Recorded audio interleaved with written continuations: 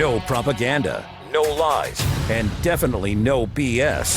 You're with Johnny Vedmore on today's News Talk, TNT.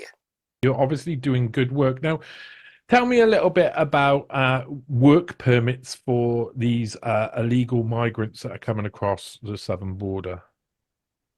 Well, that seems to be the new trend that's happening here in the south of Texas. I'm at the American Replacement Center, as I coined it, because we're getting replaced by these illegal aliens. And so when I'm documenting these people that are coming in within days of coming to America, they show me their documents, and documents don't lie. We got to be careful what misinformation you get out there on both sides of the spectrum.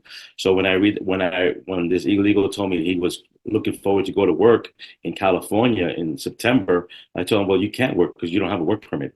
And he said, Johnny, he said, oh, I do. Look, let me show you the paperwork. And he pulled it out, and it was basically a form telling them that while they're being screened at the border by breaking into our country, if they want to take a photograph of their face so they can use it for a work permit once they go into the interior of the country, after, once they apply for the work permit, they can use that photograph that they broke the law coming here illegally, criminal trespassing, and then put forward the process to go to work.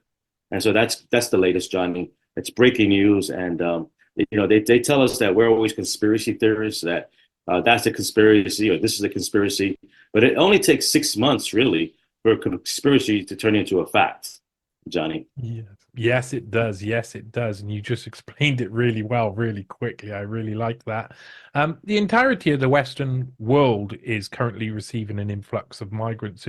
Over my side of the world is protests happening in England, Ireland, and my own country in Wales right now, which mimics the scenes we see on the America's southern border.